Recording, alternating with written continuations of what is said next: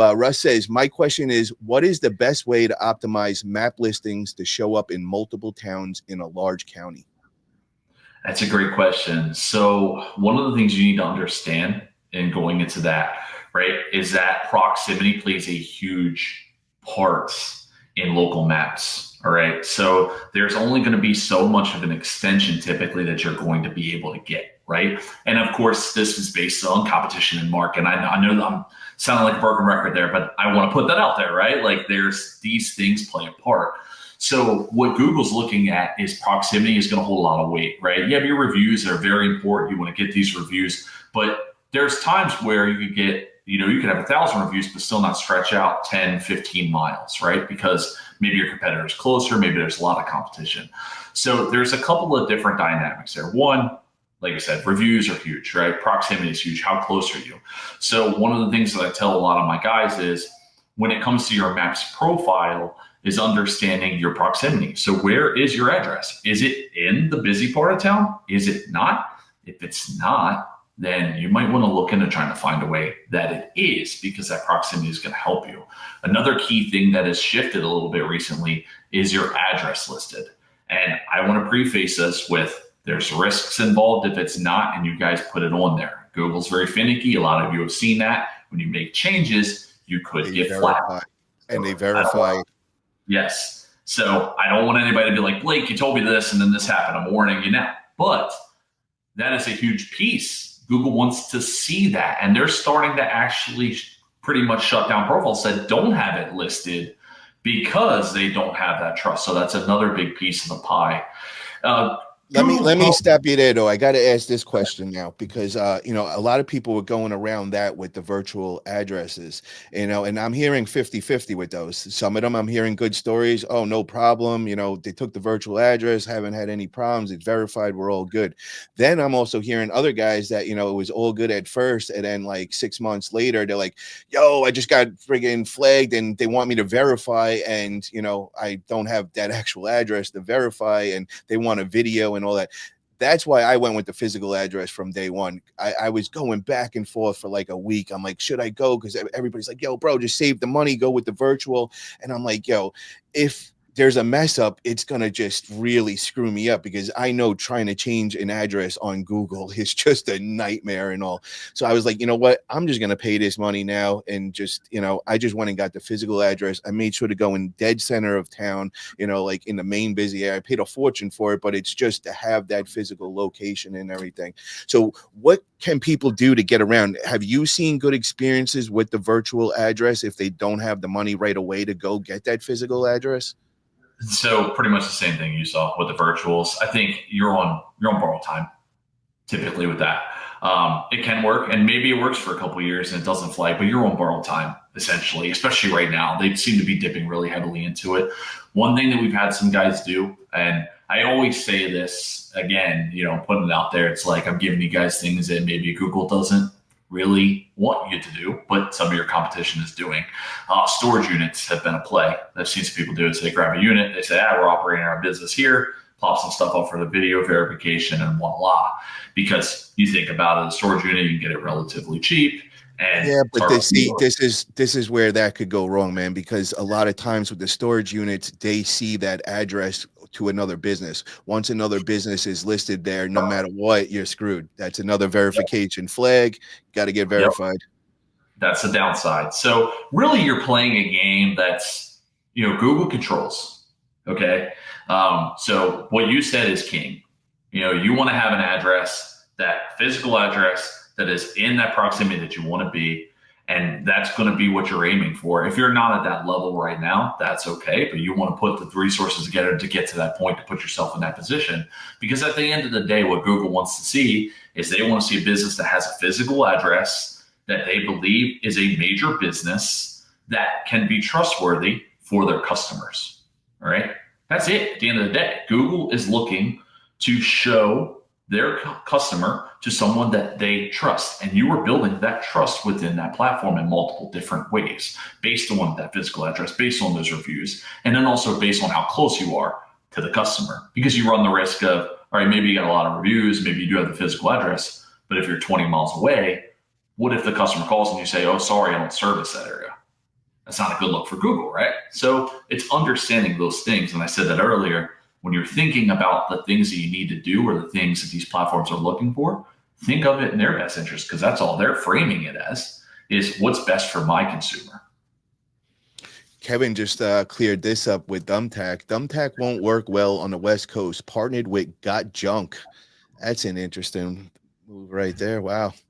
Yeah. Yep. And then we've got Russ saying, I've seen multiple Got Junk franchises use both town and city names and zip codes in their location services part. Is there an advantage using zip codes over town names? Not that I've seen, but we're seeing a pretty, there's always a shift. And this is one of the things, like the information, once you guys understand, like the information I'm giving you today might not be valid 6 months from now. like literally, like it shifts that much in everything, right? In Facebook. So what I would suggest is, if you're working with someone, to continuously have those conversations on what is happening and what is working right now, and be armed with that information and doing your due diligence as well. There's a lot of different strategies with the franchises. I mentioned that earlier, where they're like, oh, I got one how to got jump this or that. There's a lot of things happening. And I think the franchises tend to get away with a little bit more than the local guys. I think we can all agree with that. But, those things, I haven't seen it yet, but that could change. And my biggest input would be, when it comes to anything organic, Facebook, Google, is that know what's happening, and be, if you're hiring somebody, be having those conversations with them, have check-ins with them, and talk about what they're seeing, what you're seeing, because things are going to consistently shift, and you want to be on top of that. And they're currently shifting as we speak. We got a shout out. We got Xavier in the house, man. Xavier has been MIA from social media for some time, but he has popped on, and he just said, haven't been on YouTube in a while. Then boom, your podcast pops up. Paul, mad respect, brother. Blake's a real one. Hell yeah, brother. Appreciate that, Xavier. And Xavier, hit me up, brother. We got to get you on here, man. And I know you went MIA on social media, but if I could just get you on, man, I got to pick your brain. I'm evolving. I'm getting a little more knowledge in junk removal. So my level of questions for you are raising as well. And I want to get you on here again, brother. So look forward to that. A gem, man. So I want to figure out, how would a junk removal company know if their Facebook ads are actually working? Like, how do you track that?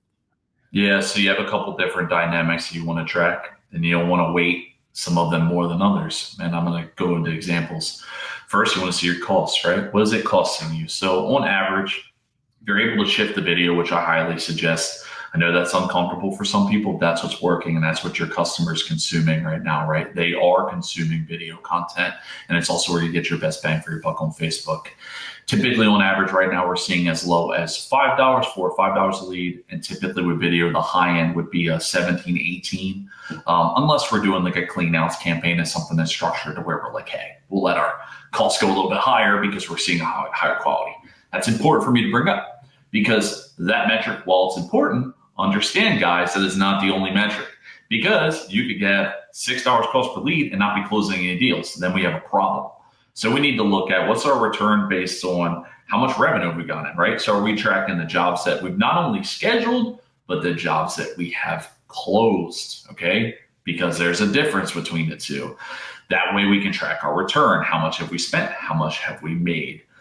So those two dynamics are going to be some of your biggest there, your costs, and then obviously understanding your return. And they are relatable in some way, but some of you are going to have a sales problem. Let's tell you that now. So if you might have a great Facebook ad, but you're not closing because there's a hole in the conversation. So that's one outlet you need to look at. How are these conversations going? Am I too slow to respond? Am I diving right into price? Am I missing something along the way with these conversations? So you might have a hole there if you're not seeing that second part. If you're having a hole in the first part where your cost per lead, odds are there's something wrong with your ad copy, or it's an image or video issue. You just don't have what you want to capture the attention and get them to the next level. Maybe you have a hole in your CTA. This is why it's really hard, because there are so many different layers and you're trying to perfect them. So this does make it a challenge. But Facebook is not as complicated as I think most of you are probably making it seem. If you hop on Facebook ad library, you're able to see ads, and you could sit there and go, okay, if I was the customer, which one of these ads would make me take the next step? Okay. So you want to first act as if you're the customer and go through those ads. Take a couple of those ads and then get an idea. All right, based on these ads, what could I do to spice this up for my own company? Do this. So Paul, earlier you talked about how you had some fun with throwing the X in there, right? That kind of ad is going to work. It's going to work. It's going to bring humor because all you want to do at the end of the day is build that know, like, and trust factor. And you're starting to see that pay off even organically, Paul. But the same thing with the ad. You want them to either laugh or feel some type of emotion from that ad to take the next step. And that's the dynamic you're creating. I like that. And Russ says, I hate the junk removal near me searches. Terrible way to do it. I live in Sarasota and IP addresses come from Tampa 1 hour away. I show up in Tampa search due to this. Damn, yeah, that sucks. So that what would he do to, narrow that area down? Is there anything he could do? Well, he's going to see a shift in that. So those junk removal near me searches, they're still going to be relevant, but they're going to start to not be as prevalent. So what you're seeing is with the AI platforms, the search terms are different. They're changing, right? So it isn't going to be just junk removal near me, junk removal Tampa, hot tub removal near me, hot tub removal Tampa, or Sarasota. You're going to start to see it in the search platforms of ChatGPT and now Google AI mode. So how are people searching there? Those are going to be the things, that's going to be the kind of stuff that you want to have available to you to show up for. People aren't going on ChatGPT and going junk removal near me. That's not what they're going to do. They're going to say, who's the best junk removal company in Tampa? Right? Who's the best junk removal in Sarasota? So you're going to see that content shift. So while that is a problem for them right now, that's going to be shifting pretty quickly here with the AI platforms and with Google AI mode. And where do you think like ChatGPT is going to be pulling a lot of their info? Like, how can you start like ranking in there? Is there any platforms that are going to help get you to the top that you've found out? Yeah, again, this is changing a lot, and this is all really current. So what you're going to have is, when you're looking at local schema, you're looking at having code written on the back end of the website that's going to be matching. And the way people are searching now on these platforms is probably going to change as well and going to shift. So understanding that, but and I don't want everybody to just be like, oh, well, now let's not do junk removal near me and that stuff. That's still going to have some weight, right? And that's not just going to go away overnight, but it is going to slowly change. You're going to see this shift because Google's competing with these platforms and they're trying to, pretty much set up their cells because it's a threat right now. It's a legitimate threat for Google. And the next step is, guys, is going to be ads on ChatGPT and these platforms, right? Because we know if they're working and people are starting to use them, they're going to monetize it. Everything gets monetized. So when does Blake get into ChatGPT ads? Can we expect that in the near future? Probably, yeah. I think that's going to be an interesting dynamic and shift. I don't know what the timeline is on that, but yeah, I mean, we definitely, we're not as bullish these days on Google Ads unless it's the right fit in the right market, just because we know exactly what we're looking to accomplish with someone and what we need available, and not everybody has that level. But I'll always be a big Facebook guy. I love Facebook. I love branding. I love that side of it. But yeah, how old are you, if you don't mind me asking? Come on, man, 36. Okay, it's because I see it's mostly with the generations, man. I guess you're like the end of the Facebook generation. I was in the Facebook generation. Then everybody went kind of to Instagram, and now like the new guys, everybody's like TikTok and all that. Yeah, I got the weird tail end of it, right? So I didn't have a computer until I was like 14. So I think I got to like be in a really perfect spot. I got to know what it was like to like go outside. But then I got to be tech savvy as well. So I got like the sweet spot right in the middle. But Facebook, it's interesting. Like, it's so funny coming from a marketing like side of things now, because it's so not me. Like, I'm not a flashy guy. I don't really want to be on social media, and it takes a lot for me to do that. I'm comfortable in it now. Even video, man, it was so hard for me to get on YouTube and do like topics and videos. And still sometimes it is, but I know how useful it is. And I want to say that because there's somebody who's in the same spot as me, who's like, man, I'm not really comfortable posting about these things and posting about my family or my business. And I understand that. But if you want to truly succeed, these are the things that are going to help move the needle for you. Getting on video and showing what you're doing, right? Talking to your prospective customer, showing how you do these things, you're going to have a leg up. And the cool thing that I love about video is that no matter how popular it gets, it's not like all your competitors are going to do it, because it's uncomfortable, and people don't like to do uncomfortable things. Yeah, I tell everybody that, because people think that, oh, I'm just natural, I like to be in the spotlight. Bro, there's nobody that starts off like that. It used to be like such a nerve-wracking thing just going on other people's shows, like when I was in the fitness world, and then when I would go into arm wrestling. It wasn't until I started my podcast in the arm wrestling world, doing it every week for a few months, that all of a sudden, all that happens is you forget your life. That's it. You just forget about it. You don't think about it, and you just have a conversation with your boy.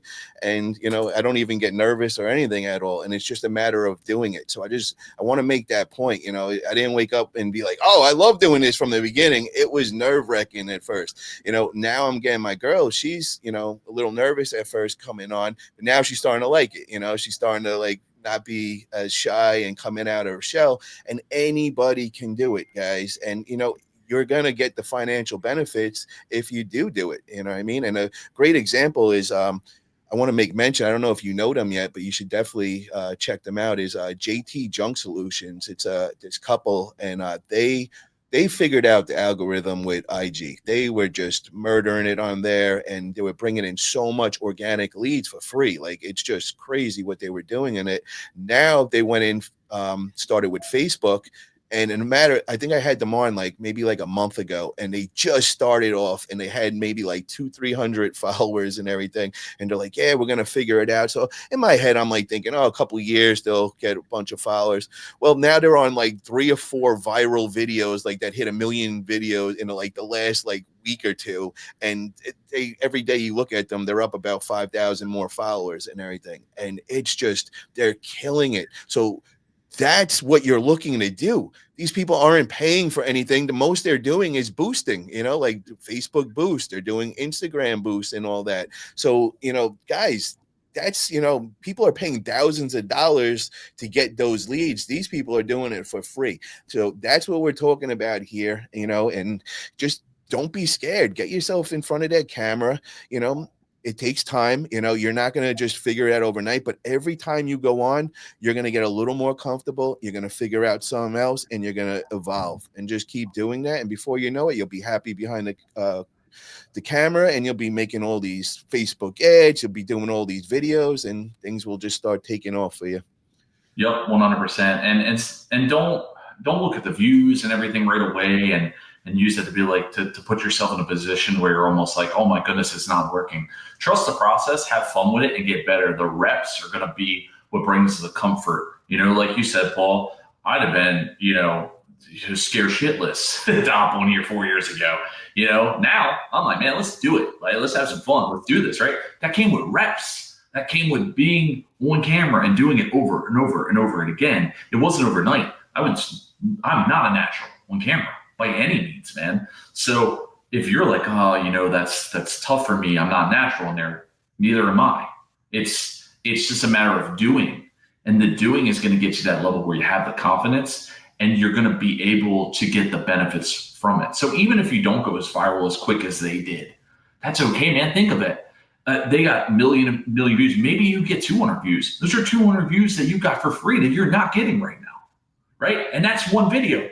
Stack that up to 30 videos, start doing the math, start thinking of these people that you can connect with, and start to scale. And when I talk about boots on the ground, I'm also talking about doing videos and doing stuff like this, right? The free stuff.